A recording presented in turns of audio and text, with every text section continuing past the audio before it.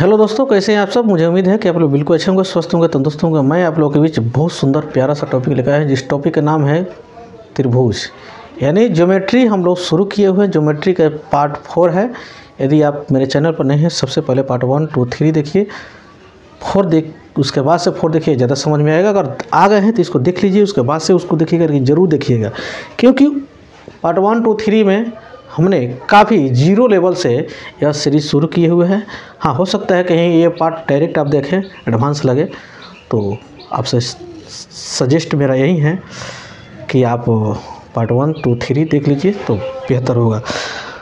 देखिए, हम इस टॉपिक में एनी ट्रायंगल शुरू करने जा रहे हैं, ठीक है।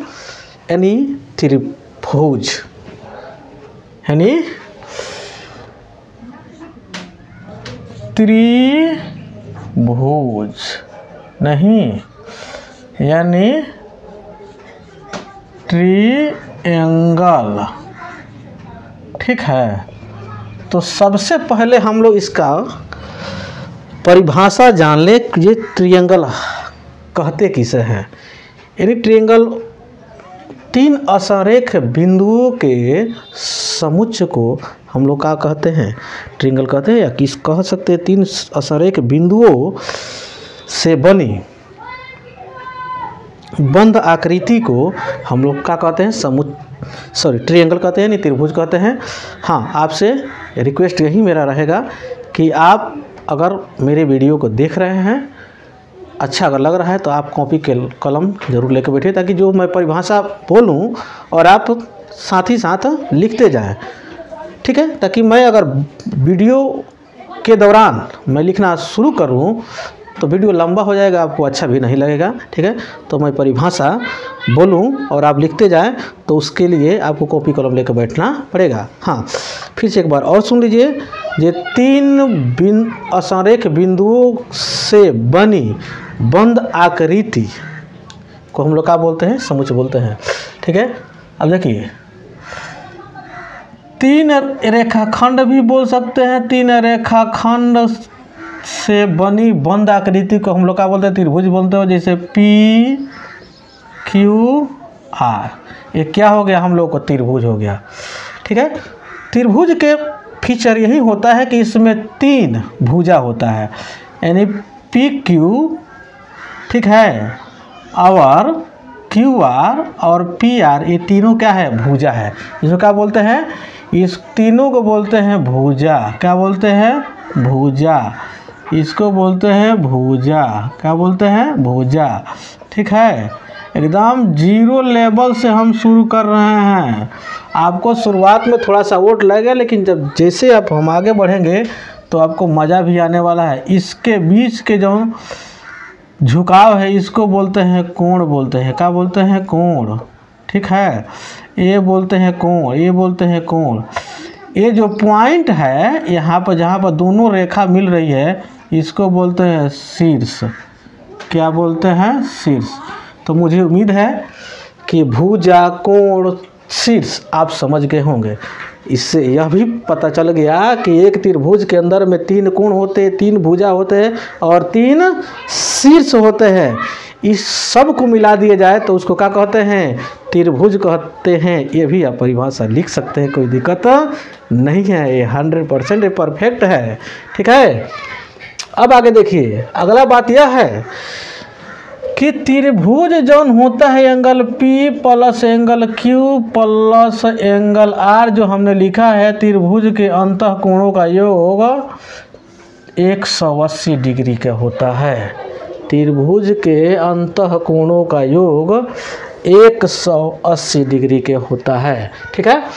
अगला बात यह देखिए, जैसे एक त्रिभुज ले लिए हमने, इस लाइन को हमने बढ़ा दिए, ये हो गया PQR। ये जो लाइन बढ़ा है, इसको यस हम लिख देते हैं।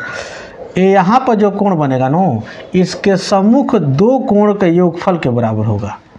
जैसे मान लीजिए यहाँ पर हम x डिग्री कोण बन रहा है, मान लीजिए यहाँ पर y डिग्री कोण बन रहा है, तो यहाँ पर जो बनेगा x प्लस y डिग्री बनेगा। क्या बनेगा, x प्लस y डिग्री के बराबर होगा। यह अगला विशेषता है, ठीक है।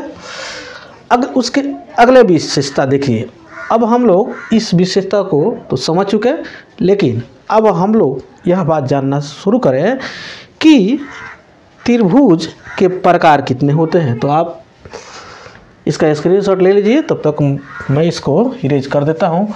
अब त्रिभुज के देखिए प्रकार क्या होता है, त्रिभुज कितने प्रकार से होते हैं। अब देखिए, एक त्रिभुज अगर देखा जाए तो भुजा के विचार से 3 होते हैं। भुजा के विचार से त्रिभुज के 3 प्रकार। भुजा के प्रकार से त्रिभुज के कितना प्रकार, भुजा के विचार से त्रिभुज का 3 प्रकार। तो पहला देखिए, पहला है हम लोग का क्या, समबाहु त्रिभुज। क्या है, समबाहु त्रिभुज को दूसरा का विशेषता देख लीजिए। त्रिभुज में, मैथ में त्रिभुज को इस तरह दिखाया जाता है, जहाँ पर इस तरह दिख है तो समझिए त्रिभुज है। क्या है, त्रिभुज है, ठीक है। लेकिन अगर केमिस्ट्री में चले जाइएगा तो, लेकिन जहाँ पर अगर तीर चिन्ह के ऊपर इस तरह दिया रहेगा तो समझिए ये उष्मा, उसको कराने के लिए उष्मा दिया जा रहा है, यानी हीट का सिंबल है। क्या है, हीट का सिंबल। लेकिन केमिस्ट्री में नहीं पढ़ा है, मैथ पढ़ रहे हैं, ठीक है। उसके बाद से इसको इंग्लिश में बोलते हैं इक्वालेटरल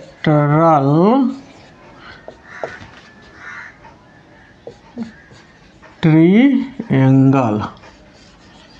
क्या बोलते हैं, इक्वालेटरल ट्रायंगल बोलते हैं, ठीक है। समबाहु त्रिभुज, तो समबाहु त्रिभुज के आकृति कुछ इस प्रकार के होता है, जैसे हो गया PQR। अब समबाहु त्रिभुज के विशेषता क्या होता है, जो समबाहु त्रिभुज की विशेषता यही होता है कि इसकी तीनों साइड क्या होता है, बराबर होता है। तो इतना परफेक्ट आप रहिए आप कि जिसका तीनों भुजा बराबर तो तीनों कोण भी बराबर, तीनों कोण भी बराबर। यानी एक त्रिभुज में बनता है 180 डिग्री कोण, तीनों कोण बराबर है तो 3 से भाग कीजिएगा तो 60 डिग्री के निकल के नहीं चलाएगा। यानी समबाहु त्रिभुज के तीनों कोणों, तीनों जो कोण होता है 60 डिग्री के होता है। अगर समबाहु त्रिभुज में एक 6 सेंटीमीटर है तो 6 सेंटीमीटर हो जाएगा, ठीक है। एक 5 सेंटीमीटर है तो सब का सब 5 सेंटीमीटर हो जाएगा। इसका विशेषता यही है, ठीक है। अब देखिए, अगला है हम लोग का समबाहु त्रिभुज हो गया। अगला है हम लोग का 2 नंबर में समद्विबाहु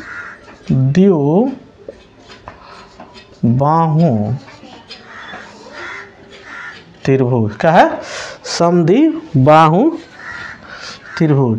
इसको आइसोसेलस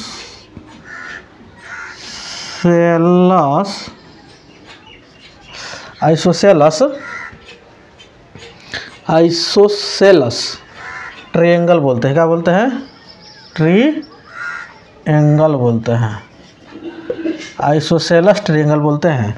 अब समबाहु त्रिभुज में समद्विबाहु त्रिभुज में क्या होता है, इसके जो होता है जैसे कोई 2 साइड, क्या है, कोई 2 साइड जो होता है क्या होता है, बराबर होता है। अब लगभग भी पिक्चर सेम ही दिखाई दे रहा है, तो आप ये मत समझिए जी दूँ तो ये भी तो लगभग समबाहु त्रिभुज ही दिख रहा है, लेकिन क्योंकि यहाँ पर तो हमसे स्केल लेकर बैठे नहीं हैं, लेकिन हम आपको जो जिधर इंगित कर रहे हैं उस पर ध्यान दीजिएगा, समझ में आएगा, ठीक है। इसे मान लीजिए PQR हो गया। कोई 2 भुजा अगर किसी भी ट्रायंगल में, किसी भी त्रिभुज में अगर बराबर है तो आप समझिए ये क्या है, वो समद्विबाहु त्रिभुज है। समद्विबाहु त्रिभुज का गुण यह होता है कि उसके 2 भुजा और 2 कोण बराबर होता है, ठीक है। इसके सामने वाला एक कोण, इसके सामने वाला एक कोण बराबर होगा, ठीक है। यही विशेषता होता है, ठीक है, ठीक। एक जो कोण होता है वो अलग होता है। ठीक, अगला है हम लोग का विषमबाहु त्रिभुज। क्या है? विषमबाहु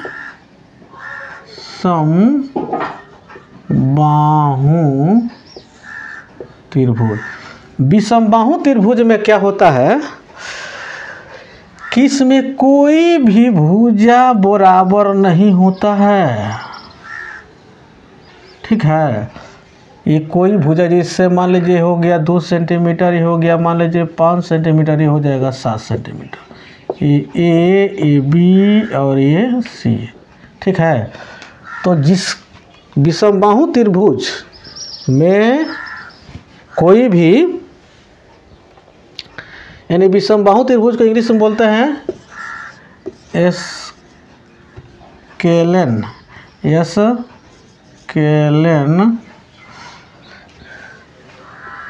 ट्रायंगल। क्या बोलते हैं? एस्केलेन ट्रायंगल बोलते हैं। क्या बोलते हैं? सॉरी, इसमें यान ई रहेगा, एस्केलेन ट्रायंगल बोलते हैं। ठीक है, एस्केलेन ट्रायंगल जो होता है यानी विषमबाहु त्रिभुज जो होता है, इसके किसी भी भुजा बराबर नहीं रहता है। अगर भुजा बराबर नहीं है तो जाहिर से बात है उसका कोण भी बराबर नहीं होता है। ठीक है, नहीं कोई भुजा बराबर होता है, नहीं कोई कोण बराबर होता है, वही हम लोग का कहलाता है विषमबाहु त्रिभुज कहलाता है। तो मुझे उम्मीद है कि भुजा के हिसाब से नहीं, भुजा के हिसाब से आप समझ गए होंगे कि 3 प्रकार होते हैं, तीनों की विशेषता, तीनों का डायग्राम हमने बताने का प्रयास किया।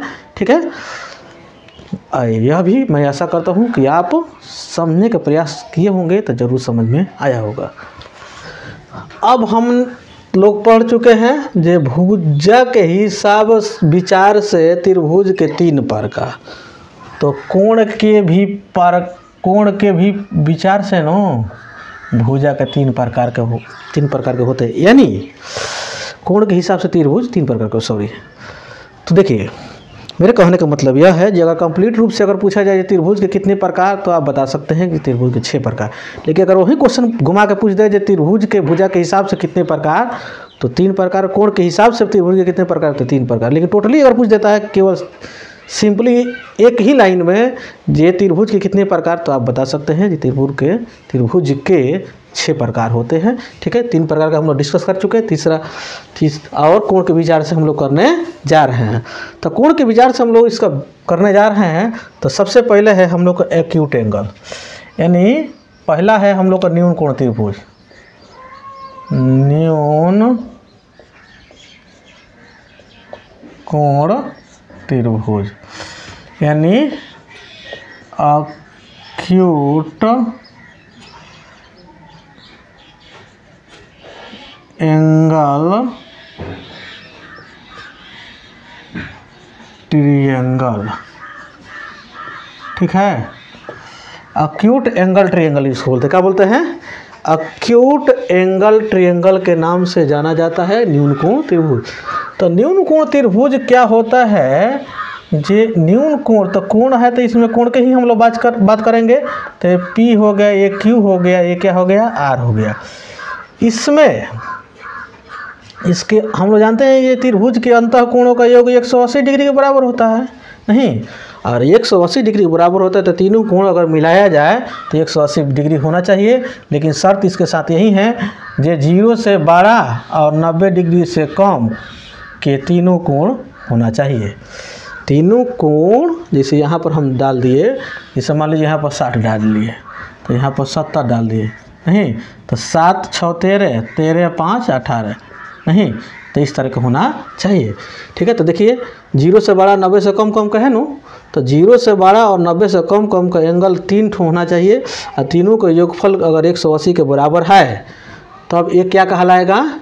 यह एक्यूट एंगल यानी न्यून कोण यह कहलाएगा। ठीक है, और देखिए दूसरा बात यह है, न्यून कोण को पहचानने का यह नियम है कि अगर भुजा के हिसाब से अगर पहचानना चाहते हैं, जैसे मान लीजिए इसको ए मानते हैं, इसको बी मानते हैं, इसको सी मानते हैं। ठीक है, तो ए के जो स्क्वायर होगा, क्या होगा, किसका होगा? ए के जो स्क्वायर होगा, ये दोनों यानी बी के स्क्वायर प्लस सी के स्क्वायर के योगफल से, अगर बी और सी के बी के स्क्वायर और सी के स्क्वायर अगर ए के स्क्वायर से अगर बड़ा है, बी के स्क्वायर प्लस सी के स्क्वायर, ये दोनों का वैल्यू ए के स्क्वायर से अगर बड़ा है तो समझ जाएंगे कि न्यून कोण त्रिभुज यानी एक्यूट एंगल ट्रायंगल है, अगर नहीं है तो गड़बड़ है। ठीक है, इस फार्मूला को भी अपना के आप बता सकते हैं। अगला है हम लोग का समकोण, समकोण त्रिभुज। तो समकोण त्रिभुज में क्या होता है इसका डायग्राम कि समकोण त्रिभुज यहाँ पर हम बना देते हैं। समकोण त्रिभुज में एक होता है 90 डिग्री, क्या होता है, एक होता है 90 डिग्री। कोई भी एंगल हो, किसी भी एंगल पर हम लोग को पी क्यू आर, किसी 3 एंगल होता है त्रिभुज में, 3 एंगल में किसी भी एक एंगल पर अगर 90 डिग्री के बना है तभी समकोण त्रिभुज कहलाएगा। यानी राइट या RIGHT right angle, sorry ANGLE right angle triangle. ठीक है, राइट एंगल ट्रायंगल उसी शर्त पर होगा जबकि जो किसी ना किसी 3 कोण में एक कोण पर 90 डिग्री बना होगा, तभी उसको कहेंगे हम लोग समकोण त्रिभुज यानी राइट एंगल ट्रायंगल कहेंगे। दूसरा बात यह है कि हम लोग यह जानते हैं कि यह जो सीधी जो खड़े रहती है उसको बोलते हैं लंब। क्या बोलते हैं, लंब, लंब बोलते हैं। लेकिन जो सीढ़ी नुमा जो आकार का जो दिख रहा है उसको बोलते हैं कर्ण बोलते हैं। क्या बोलते हैं, कर्ण। इसको बोलते हैं आधार, क्या बोलते हैं, इसको बोलते हैं आधार। इसको इंग्लिश में बेस बोलते हैं, क्या बोलते हैं, बेस। इसको बोलते हैं हाइपोटेनस बोलते हैं, क्या बोलते हैं, हाइपोटेनस। इसको बोलते हैं परपेंडिकुलर, इसको क्या बोलते हैं, परपेंडिकुलर, क्या बोलते हैं, परपेंडिकुलर बोलते हैं। लंब को क्या बोलते हैं, परपेंडिकुलर। कर्ण को बोलते हैं हाइपोटेनस, यानी आधार को बोलते हैं, क्या बोलते हैं, बेस। ठीक है, तो इसको जानना है तो हम लोग का राइट एंगल ट्रायंगल तो सबको तो बोल नहीं सकते हैं। अगर मान लो किसी पर 90 डिग्री बना हो, लेकिन अगर ये शर्त पूरा नहीं हो कि कर्ण के स्क्वायर बराबर लंब के स्क्वायर प्लस आधार के स्क्वायर, अगर ये टर्म एंड कंडीशन अगर बराबर अगर सही नहीं है, ठीक है, इसको इंग्लिश में आप लोग पढ़े होंगे जो एच स्क्वायर बराबर पी के स्क्वायर प्लस बी के स्क्वायर, यानी बी के स्क्वायर प्लस पी के स्क्वायर, कुछ भी बोल सकते हैं। पहले पी के स्क्वायर, बाद में बी स्क्वायर, बाद में बी स्क्वायर, उसके पहले बी स्क्वायर, उसके बाद से पी स्क्वायर बोल सकते हैं, कोई दिक्कत नहीं है। लेकिन ये शर्त अगर पूरा है, अगर ये शर्त पूरा है, अगर एक कोण पर 90 डिग्री है, किसी न किसी तीनों में से किसी पर एक कोण पर 90 डिग्री है, तभी जाके वो समकोण त्रिभुज कहलाएगा, अन्यथा नहीं कहलाएगा। ये रहा हम लोग को समकोण त्रिभुज का विशेषता। इसमें एक और भी आता है, जैसे आता है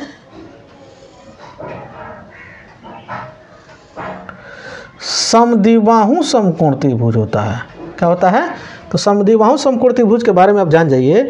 एक तो 90 डिग्री बनेगा तो बनेगा ही, ये मान लीजिए 4 सेंटीमीटर के है तो ये भी 4 सेंटीमीटर के होगा। अगला विशेषता यह होता है कि ये निश्चित ही 45 डिग्री का होगा, क्योंकि हम लोग जानते हैं कि एक त्रिभुज में 180 डिग्री कोण बनता है। 180 में से 90 तो यही लेकर बैठ गया था, जाहिर सी बात है 90 बचे तो 45 से दोनों लेकर, क्योंकि दोनों भुजा बराबर है तो भुजा बराबर तो सामने वाला कोण भी बराबर होगा। लेकिन यहाँ पर ये समकोण त्रिभुज में वो कंडीशन पूरा नहीं हो सकता किसी कीमत में। ये होगा जो एक पर 90 बनेगा, लेकिन ये जरूरी नहीं है जो जितना यहाँ पर बनेगा उतना ही यहाँ पर बनेगा, अलग अलग निश्चित तौर पर बनेगा। अगर दोनों पर अगर बन रहा है, अगर कोण अगर बराबर 45-45 अगर बन रहा है निश्चित, अगर समद्विबाहु समकोण त्रिभुज है तो निश्चित है कि ये दोनों कोण पर बनेगा। जैसे इसको हम नाम लिख देते हैं P, इसको रख देते हैं Q, इसको नाम देते हैं R। P और R पर अगर कोण बनेगा तो निश्चित 45 डिग्री के ही बनेगा। ठीक है, लेकिन यहाँ पर निश्चित नहीं है, इतना आप श्योर रहिए। अगला है हम लोग को ऑब्स्ट्यूस एंगल। क्या है अगला, हम बता देते हैं आपको, ऑब्स्ट्यूस एंगल, ऑब्स्ट्यूस एंगल यानी अधिक कोण त्रिभुज। ठीक है, अधिक कोण त्रिभुज क्या होता है, इसमें किसी भी एंगल पे तीन एंगल होते हैं, तीन एंगल में किसी एक एंगल पर अधिक कोण बने, यानी मोर देन 90 और लेस देन 180 बनता है, तो समझ जाएंगे जो कौन एंगल है, यानी अधिक कोण त्रिभुज है। अधिक कोण त्रिभुज का डायग्राम हम आपके बीच में बना देते हैं। ठीक है, यही हो जाएगा हम लोग का, हो जाएगा अधिक कोण त्रिभुज। ठीक है, यहाँ पर हमने बनाया कितना, ये 90 से ज़्यादा है और 180 से कम है। ठीक है, एक क्या कहलाएगा ये, इसे इसका नाम रखते हैं पी क्यू आर हो, क्या हो गया, पी क्यू आर हो गया। इसको अगर हमको जानना है साइड के हिसाब से, जो अधिक कोण त्रिभुज कौन है, तो इसमें जो ए का स्क्वायर होगा, ए बड़ा होगा, ए हम लोग का बी के स्क्वायर और प्लस सी के स्क्वायर। ठीक है, जस्ट इसका यानी न्यून कोण का जस्ट क्या होता है, उल्टा होता है। क्या होता है, जस्ट उल्टा होता है। ठीक है, तो मुझे उम्मीद है कि आपको बहुत बेहतर तरीके से ये समझ में आया होगा। ठीक है, अगर आया है तो आप यस लिखिएगा, और इसके अतिरिक्त जो भी आपको यूनिक अगर लाइन अगर मिले तो उसको लिख सकते हैं। दूसरा खास बात यह है कि किसी भी हम बताए हैं कि किसी भी तीन भुजाओं से घिरी बंद आकृति को त्रिभुज बोलते हैं, तो किसी को बोल भी नहीं सकते हैं। देखिए क्यों, क्योंकि इसका भी शर्त है। जैसे शर्त यही है, जैसे मान लीजिए एक त्रिभुज हो गया, यहाँ पर क्या हो गया, त्रिभुज ए बी ए सी हो गए, ए बी बी सी और ए सी, ये क्या हो गया, इसका भुजा हो गया। क्या हो गया, इसका भुजा हो गया। तो इसमें किसी भी क्या है, इसमें किसी भी, जैसे मान लीजिए हम इसको डिनोट देते हैं ए बी और सी से। ठीक है, जैसे किसी भी भुजा को, किसी दो भुजा को, जैसे बी और सी हो गया, ये दोनों का योगफल, अगर एक दो भुजा का योगफल तीसरा भुजा से अगर ज़्यादा है तो समझिए ये त्रिभुज है। या बी को हम ले लेते हैं तो ए प्लस क्या हो जाएगा, सी हो जाएगा। सी को ले लेते हैं तो ए प्लस क्या हो जाएगा, बी हो जाएगा। यानी कहने का मतलब यह है, किसी भी दो भुजा को आप जोड़िए, तीसरा भुजा से अगर बड़ा है तो निश्चित तौर पर वो त्रिभुज है। अगर थोड़ा सा भी इसमें अल्टर हुआ तो त्रिभुज नहीं हो सकता है, छोटा हो जाएगा, बराबर हो जाएगा, त्रिभुज किसी कीमत में नहीं होगा। ठीक है, तो ये बात आपको याद रखना है, कान खोल कर याद रखना है कि